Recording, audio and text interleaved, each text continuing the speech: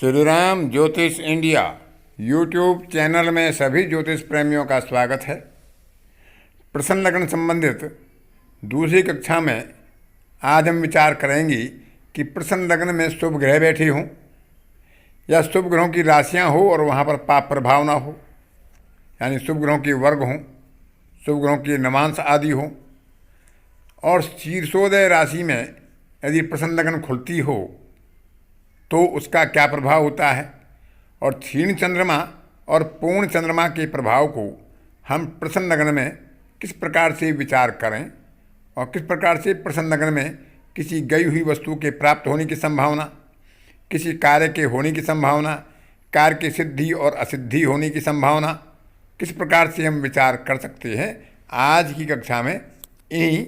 बातों पर विचार करेंगे कि किस प्रकार से हम शुभ ग्रह की वर्ग में, शुभ ग्रह की स्थिति से, शीर्षोदय राशि प्रश्न लग्न में खुलने से और चंद्रमा के पूर्ण या क्षीण होने पर प्रभाव को देख सकते हैं।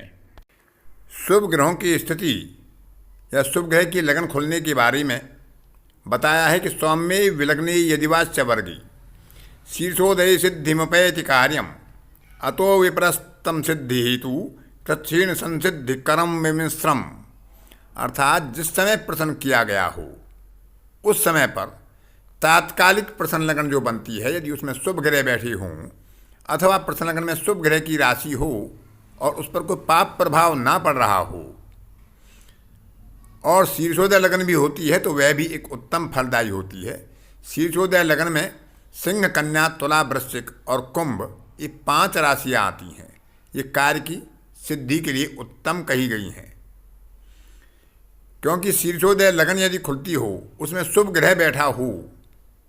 या शुभ ग्रह की वहाँ पर दृष्टि हो तो कार्य सिद्धि के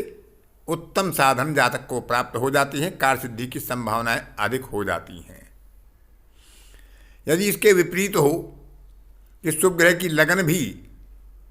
प्रश्न लगन में ना खुली हो, शुभ ग्रह वहाँ बैठा ना हो, शुभ ग्रह की दृष्टि ना हो, पाप ग्रह का प्रभाव हो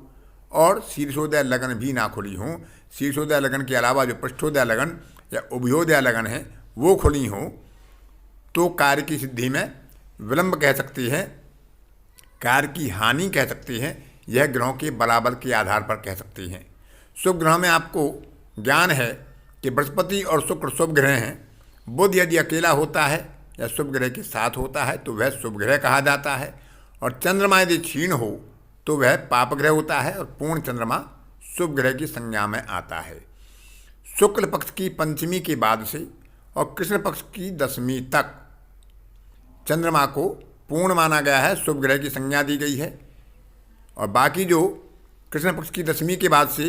और शुक्ल पक्ष की पंचमी तक का जो समय होता है उसमें चंद्रमा को क्षीण कहा गया है और क्षीण चंद्रमा को पाप ग्रह की संज्ञा में गणना की गई है।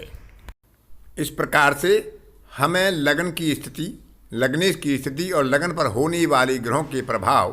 और वहाँ कौन सी राशि लगन में खुली है, चर है, स्थिर है, द्विस्वभाव है, शीर्षोदय है, पृष्ठोदय है, उभयोदय है, इन सभी बातों का विचार करके प्रश्न काल में जो प्रश्न पूछा गया है उसका उत्तर देना चाहिए, उसका फलादेश करना चाहिए। नष्ट वस्तु या प्रवासी व्यक्ति के बारे में विचार करने के लिए हमें चंद्रमा का विचार अवश्य करना चाहिए। कोई व्यक्ति कहीं गया हुआ है, कोई हमारी वस्तु खो गई है, नौकरी आदि कोई चली गई है, तो उनकी पुनः प्राप्ति किस प्रकार से होगी, कब होगी, हो सकती है या उसमें विलंब होगा, या खोई हुई वस्तु, चोरी गई वस्तु वापस मिलने के संकेत हैं अथवा नहीं हैं। तो इसके लिए जो नष्ट वस्तु का लाभ ज्ञान है उसके लिए कहा है कि कौन स्थित है पूर्ण तनु शशांको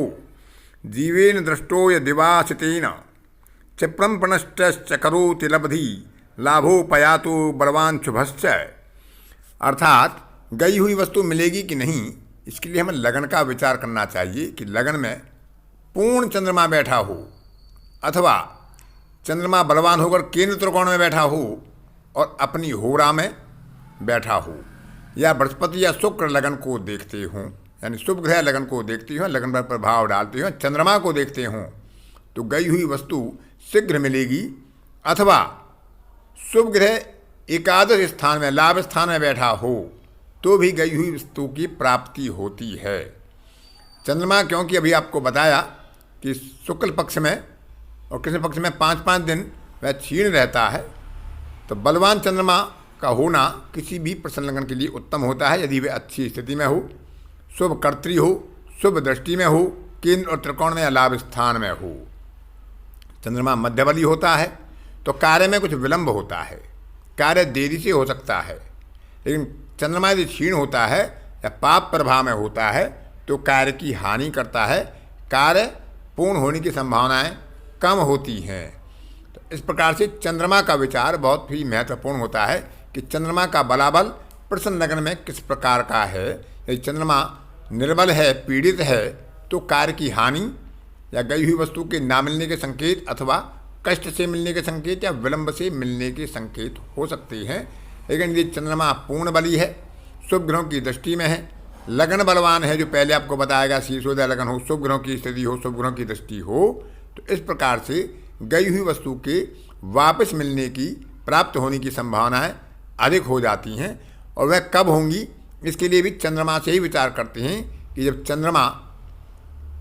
उस भाव पर या भावेश पर या लग्नेश पर प्रभाव डालेगा या गोचर में उसको टच करेगा, उसको स्पर्श करेगा या उस पर दृष्टि डालेगा, तब उसकी संभावनाएं ज़्यादा होती हैं। उस कालखंड को हम बता सकते हैं। वो आगे की कक्षाओं में इस प्रकार से विचार किए जाएंगे। तो इस प्रकार से हम प्रश्न लगन से विचार कर सकते हैं। आगे अन्य जो प्रश्न हैं उन पर भी विचार करेंगे। तो आज की कक्षा में इतना ही। अगली कक्षा में फिर किसी नए विषय के साथ आपसे मिलेंगे। तब तक के लिए अपनी वाणी को विराम देता हूँ। धन्यवाद।